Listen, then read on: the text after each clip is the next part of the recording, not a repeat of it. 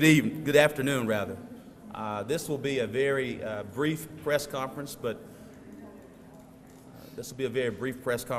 We do want to share, as evolving circumstances arise with the COVID-19 here in Little Rock, it's our mission to always be upfront and transparent to the citizens of Little Rock as we continue to maintain resolve, calmness, and the utmost protection of public health and safety for our city. With that being said, we are now making the announcement that earlier today we have confirmed the City of Little Rock's first community transmission case of COVID-19, which is completely different from what has happened in Jefferson County, as well as with the UMS resident that was involved in certain things in Pine Bluff, as well as within UAMS and Arkansas Children's Hospital. So this is completely different. This is new information. We wanted to be very upfront with the citizens of Little Rock, but also to maintain peace and public health and safety, because there are certain things that we can still put in place, and we have already put in place with our preparedness plan. With that being said, Chancellor of the UMS, Cam Patterson, will now share what that actually means and what it is for the citizens of Little Rock. Chancellor Cam Patterson from UMS. Thank you, Mayor Scott, for bringing us all together and for your leadership on this important issue. So let me be very clear about what we're talking about when we talk about community transmission of COVID-19. The previous cases that have been reported in Arkansas have been tied to specific individuals who are known to be infected with COVID-19.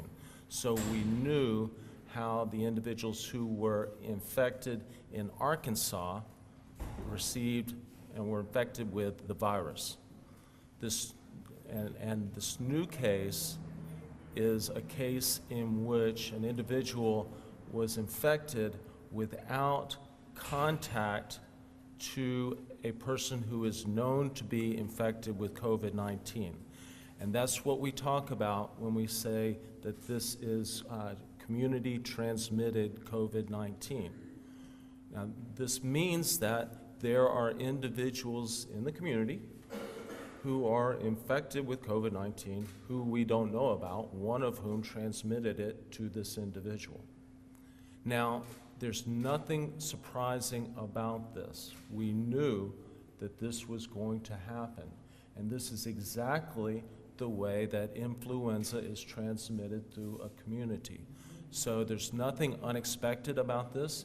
There's nothing surprising about this, and there's nothing about the guidelines that Mayor Scott, that myself, that Marcy Doder, that the Arkansas Department of Health have promulgated that will change because of this. But it's important that we share this information with you. So what does this mean? Well, it means that everything that we have been talking about in terms of social distancing, in terms of hygiene, remain critically important. And as a disease like COVID-19 becomes endemic, meaning that it is in a community, it becomes much more important to focus on hygiene, on recognition of symptoms and directing people to appropriate care, and social distancing, and issues like quarantine for people who have been known contacts becomes critically important.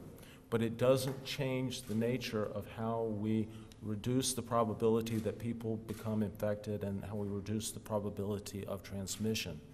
So there's nothing surprising about this, and there's nothing unexpected about this, but it further emphasizes how important it is for each of us to promulgate good practices that reduce the probability of infection, and that we as individuals teach one another and practice those responsible behaviors to make sure that the prevalence of COVID-19 in our community remains as low as possible. And the actions that have been taken over the past 48 hours are exactly the actions that are needed to make this happen.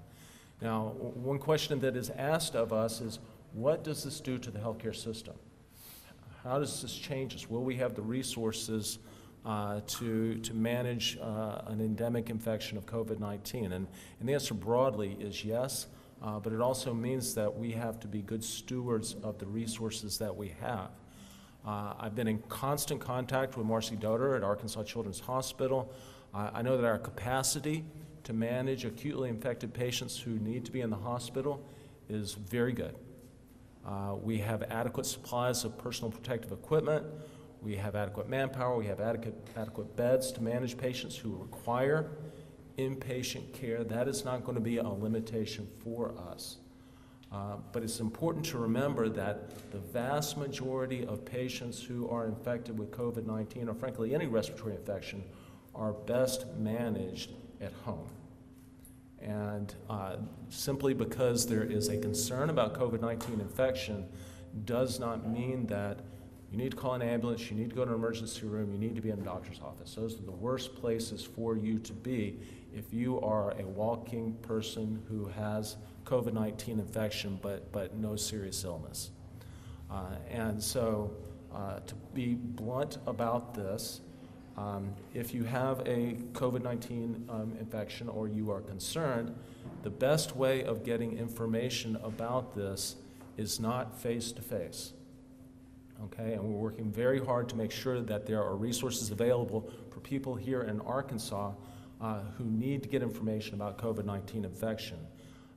If you are an adult or a child or have children, you can go to UAMS Health Now on your iPhone, on your tablet, on your laptop, and interact directly with a UAMS healthcare provider 24 hours a day, 7 days a week. We've had hundreds of queries over the past 12 hours. I'm sure we'll have hundreds more going forward. We're there to answer any questions that you have and help triage you if you need to go somewhere else. We also have 2 phone lines that are available, one for children, that's staffed by Arkansas Children's Hospital, and it's 1-800-743-3616. And if you are an adult, you can call a UAMS healthcare provider at 1-800-632-4502. And those numbers are available to anybody who's physically in the state of Arkansas. The emergency room is not the place for people who have questions, and the emergency room is not the place for people who are otherwise walking around and okay. Physicians' offices are not the place for questions or for the walking sick either. And it's important that we emphasize that. We're doing everything that we can to educate physicians' offices around the area about how to appropriately triage our patients, because our limitation is not inpatient beds. Our limitations are our ancillary services around the hospital. And if our emergency rooms get clogged up, then it's going to be difficult to manage all the patients who we need to manage. So it's important to get the word out that being at the hospital is not the place to be if you have a question or you're just concerned. Testing is not indicated for everybody. Testing is not indicated for people who just want to be tested. There's a screening protocol that's in place. We all have this available that will determine if testing is needed. Currently, the Arkansas Department of Health is providing testing in-state. The CDC confirms that nationally. We hope within the next week that UAMS will have the technology to increase the number of tests that are done within Arkansas for Arkansans by at least an order of magnitude, at least tenfold. And we're working as quickly as possible with Congressman Hill and others to get that technology into the state immediately. So the broader message is this is a change for us in terms of the fact that we know the virus is now in the community. It's not unexpected. It doesn't change how we react to this, and I appreciate Mayor Scott and City Council and our local leadership for ensuring that we're well prepared for this. Thank you, Chancellor Patterson. We're here today to share that we are in uncharted waters. You have a team of committed public servants that will be able to navigate through this issue. We will get through this. We are prepared for it. We've been prepared for quite some time, and we want to always over-communicate and be transparent to the citizens of Little Rock. We ask that you continue to maintain the understanding of social distancing. The City of Little Rock were leaders in issuing the fact that any event with 200 or more expected attendees, that we are now postponing and rescheduling those events. We now ask, or not out now ask, but we've already shared and strongly urged other event planners, organizers, and organizations to follow suit. We're here today to reiterate that strong urge to follow suit. We do understand that we never want to get in the way of private organizations, but we want to ensure the public health and safety of our citizens, so we strongly urge that if you have events that are at least 200 or more people, to follow suit with the City of Little Rock in postponing those events. With that being said, through social distancing and understanding hygiene, we will get through this journey. We have a team of committed leaders who are here for you and are here to be transparent and are here to serve. We'll now open the floor for any questions. Yes, Rachel? Was this person who became ill through community transmission, is that one of the 6 cases that the governor announced yesterday? No, So there are now a total of 7 that we know of? there are at least some. Okay. So yes, this is a new case that's being reported right now.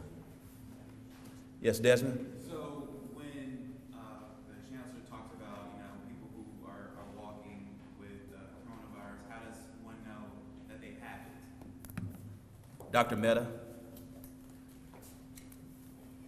So as I think you probably all know, that the symptoms of coronavirus are relatively non-specific: fever, cough, shortness of breath, which could be due to a variety of things. So the most important issue is screening, where we ask a series of questions like a known contact, healthcare workers are at higher risk. We are still asking screening questions about travel, but that's becoming less and less important as it becomes more widespread. When there is any doubt, we do a screen of those questions, and if an individual is symptomatic, then we recommend the testing. Only the testing can give you a definite answer. It's worth repeating that for an asymptomatic individual, somebody that does not have any symptoms, even if they've been exposed to COVID-19 and have an infection, the likelihood of a positive test is very, very small. So we require symptoms to really go ahead with testing. And I don't know if you also could reiterate, I know we had the press conference a few days ago about people who could go to UMAS, I think online, if they have questions, versus calling the ER versus, I don't know if you wanted to go ahead and reiterate that at all. Yeah, so as Chancellor Patterson mentioned, we have UAMS Health Now, an online approach to, without charge, be screened initially through a form that one fills out, and then direct interaction with a healthcare provider, and any questions will be answered. In addition to UAMS and Arkansas Children's Hospital, the Department of Health also has a 1-800 number that is full of information, and hopefully you'll be able to connect with somebody and speak with somebody directly as well. Any more questions? Seeing none, thank you so much.